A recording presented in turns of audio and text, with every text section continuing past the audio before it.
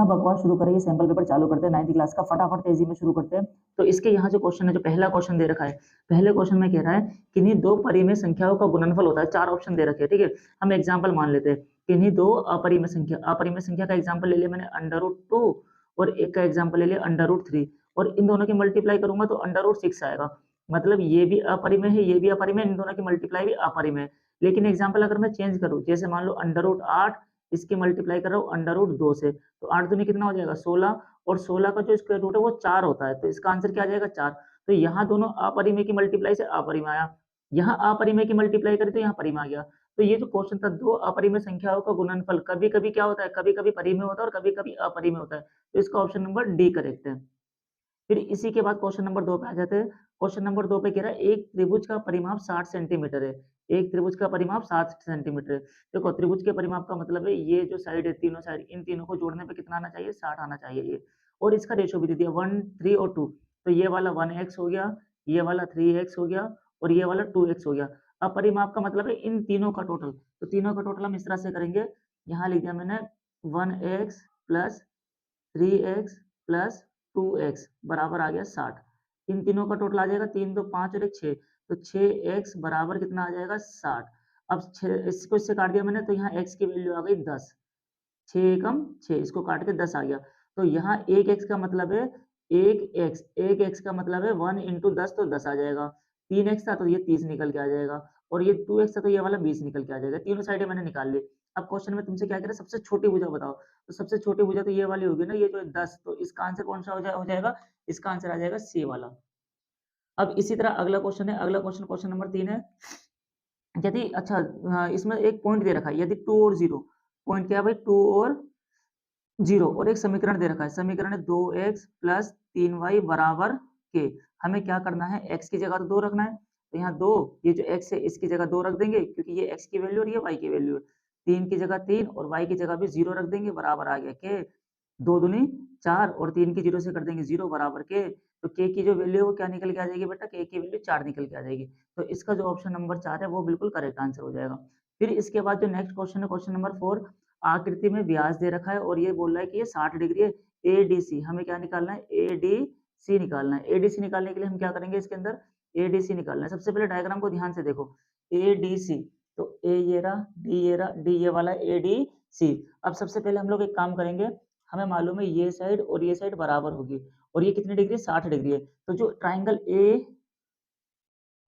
A B O है वो 60 degree वाला ट्राइंगल बन रहा है, इक्विलेटर ट्राइंगल बन रहा है। तो इक्विलेटर ट्राइंगल बन रहा है तो इसका मतलब ये जो साइड होगी वो कितनी होगी इसकी, ये हो जाएगी, ये वाली जो साइड होगी ये वाली 60 हो जाएगी। तो यहाँ एंगल बी ओ सी बराबर कितना आ जाएगा, 60 डिग्री निकल के आ जाएगा। तो ये जो बाहर का पार्ट है, बाहर का पार्ट मतलब ये वाला जो पार्ट है वो आ जाएगा 120, क्योंकि 180 आना चाहिए टोटल। अब जब ये 120 है तो ऊपर की वैल्यू से कम होती है, 120 का हाफ कर देंगे कितना आ जाएगा 60। तो ये वाली जो वैल्यू है, ये वाला जो एंगल है वो कितना निकल के आएगा 60। तो इसका ऑप्शन नंबर सी सही है। अब क्वेश्चन नंबर 5 की तरफ बढ़ते हैं। क्वेश्चन नंबर 5 में कह रहा है एक शंकु के आधार का व्यास, व्यास कितना दे रखा है 10.5। तो व्यास अगर 10.5 है, त्रिज्या इसकी आधी होती है, तो आधी अगर करना आता हो कर लो, नहीं आता तो 10.5 अपॉन में 2 रख लो। ये तो हो गई त्रिज्या। तिर्यक ऊंचाई को एल बोलते हैं, तो एल कितना दे रखा है, एल बराबर दे रखा है 10 सेंटीमीटर। तो हमसे वक्र का क्षेत्रफल पूछ रहा है, तो क्षेत्रफल का जो फॉर्मूला यूज करेंगे, क्षेत्रफल का फॉर्मूला यूज होगा पाई आर एल। पाई की जगह 22/7, आर की जगह रख देंगे हम लोग 10.5 अपॉन में 2, और जो एल है, एल कितना था 10 था, तो यहाँ पे रख दिया 10। अब इसको सोल्व करेंगे, पहले 2 से इसको काट दिया 11 आ गया। अब 7 को इससे काटेंगे, 7 एकम 7, 7 पंजे 35, बीच में पॉइंट का पॉइंट आ जाएगा। इसका पॉइंट हटाएंगे तो नीचे 10 आ जाएगा और 10 से 10 कट गया, हमारे पास सिर्फ 11 और ये 15 बचा है। तो 11 मल्टीप्लाई 15, अगर 11 की 15 से मल्टीप्लाई करेंगे, करके चेक कर लेते हैं, तो यहाँ पे आ जाएगा 165। तो 165 कौन सा ऑप्शन है, बी वाला ऑप्शन है, ये इसका आंसर करेक्ट होगा। फिर इसी तरह जो अगला क्वेश्चन है उस पर बढ़ते हैं, क्वेश्चन नंबर 6 पे। क्वेश्चन नंबर 6 पे x प्लस 2 दे रखा है, x प्लस 2 दे रखा है, ठीक है। और इसके बाद ये पूरी इक्वेशन दे रखी है कि x की क्यूब 2a x की स्क्वायर प्लस में 16 इक्वल टू 0 मानेंगे, ठीक है। अब ये जो प्लस का 2 इधर आएगा तो क्या बन जाएगा, माइनस का, तो प्लस का 2 इधर आ गया तो ये बन गया माइनस का 2। अब इस पूरे क्वेश्चन में x की जगह -2 रख देंगे, मतलब -2 की पावर 3 फिर -2 की जगह एक्स स्क्वायर की जगह -2 का स्क्वायर प्लस 16 की जगह 16 बराबर 0 की जगह 0। अब -2 की पावर 3 का मतलब होता है -2 को 3 पर मल्टीप्लाई करो, -2 -2 तो इसका आंसर आ जाएगा माइनस का 8। अब यहाँ देखो -2 का स्क्वायर है, तो 2 का स्क्वायर मतलब 2 दूनी 4 माइनस माइनस प्लस, तो 4 की 2 से करोगे 4 दूनी कितना बन जाएगा 8a प्लस 16 की जगह 16 बराबर 0 की जगह 0। 16 में से 8 गया तो यहाँ बच जाएगा -8a। अब इस 16 में से 8 को, ये वाले 8 को माइनस कर दिया, 16 में से 8 गया तो बच जाएगा प्लस का 8 बराबर क्या निकल के आएगा 0। प्लस का 8 इधर आएगा तो माइनस का 8 बन जाएगा, तो -8 है बराबर क्या आ गया -8, 8 से 8 कट गया, माइनस से माइनस कट गया, तो कुल मिला के a की जो वैल्यू आ गई वो आ गई 1। तो यहाँ जो ऑप्शन नंबर बी है वो इसका करेक्ट ऑप्शन होगा। क्वेश्चन नंबर 7 पढ़ेंगे। क्वेश्चन नंबर 7 में इसने बोला यदि दो गोलों की त्रिज्या का अनुपात, देखो त्रिज्या का अनुपात का मतलब r1 बराबर 1 और r2 बराबर 4 दे रखी है, उनके आयतन का अनुपात होगा। देखो आयतन का फॉर्मूला होता है गोले का 4/3 पाई r की क्यूब, और दूसरे वाले का भी फॉर्मूला ये यूज करूंगा 4/3 पाई r की क्यूब। ये हो गया पहले गोले का आयतन, ये हो गया दूसरे, तो 4/3 से 4/3 कट गया, पाई से पाई कट गया, r1 की जगह 1 रखना हमें, तो 1 की पावर 3, और नीचे r2 की जगह क्या रखना है हमें 4 था, तो यहाँ पे 4 की पावर 3।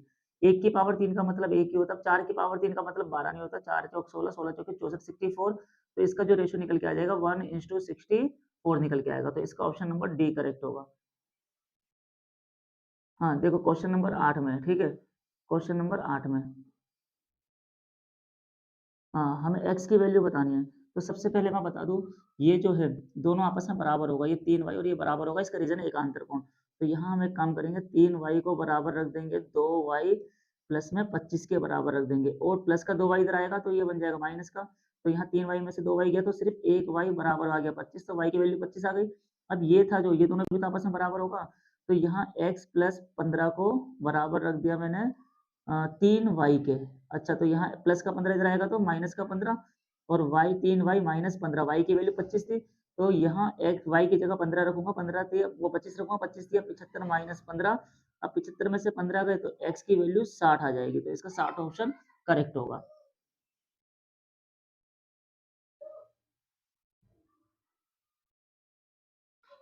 क्वेश्चन नंबर 10, एक त्रिभुज के किनारे की लंबाई 6, 8 और 10 सेंटीमीटर 9 रुपए दर से।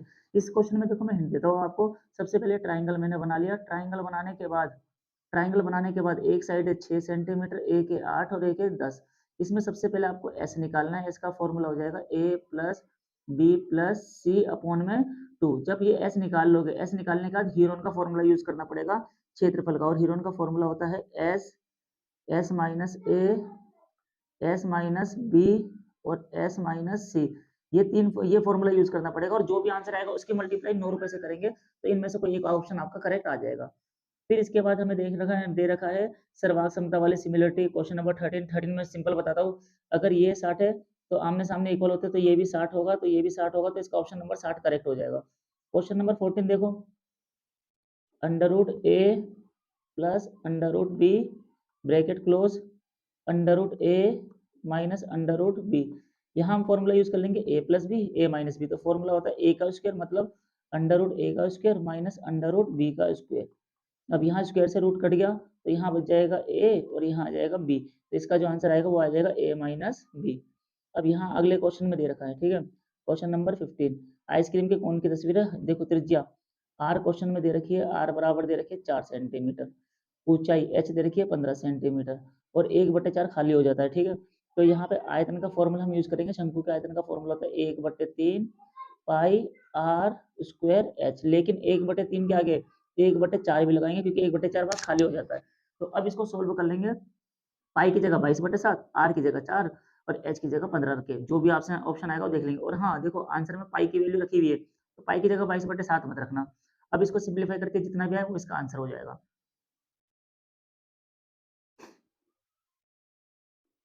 क्वेश्चन नंबर 16, यदि रैखिक समीकरण का हल ये और ये है तो इस क्रम में प्राप्त होगा, ठीक है। अब देखो जरा यहाँ देखो, इनमें से कौन सा सही होगा और कौन सा गलत होगा।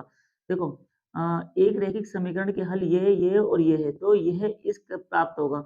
इसको करने के दो तरीके, या तो ये जो पॉइंट है, जैसे पहला पॉइंट देख लो -2 और 2, माइनस 2 और 2 चारों इक्वेशन में रख के देखेंगे। फिर दूसरी बार चेक करेंगे 0 और 0 पे चेक करेंगे, फिर चेक करेंगे 2 और -2 पे चेक करेंगे। जिसमें ये चारों इक्वल आ जाए वो वाला ऑप्शन इसका करेक्ट हो जाएगा। ये क्वेश्चन लेंथी होगा इसलिए मैं इसको सॉल्व नहीं कर रहा अभी, इसको बाद में बता देंगे। अब आगे देखो क्वेश्चन नंबर 18। क्वेश्चन नंबर 18 में भी यही करना है, एक ट्रायंगल बनाना है। ट्रायंगल बनाने के बाद सबसे पहले एबीसी ये 5 मीटर है, ये 8 मीटर है और ये 11 मीटर है। फूलों की क्यारी का क्षेत्रफल क्षेत्रफल पूछ रहा है, तो पहले एस निकालेंगे। एस का फॉर्मूला हो जाएगा ए plus B plus C upon में 2 और क्षेत्रफल के लिए हीरोन का फॉर्मूला यूज कर लेंगे और हीरोन का फॉर्मूला हो जाएगा S S minus A S minus B और एस माइनस सी का। ये फॉर्मूला यूज करके इसका आंसर निकाल लेंगे। अब इसके बाद जो अगला क्वेश्चन है वो ए आर वाले का, फिर ए लगा देना। अब बाकी जो इसके आगे के क्वेश्चन है वो लेंथी क्वेश्चन है।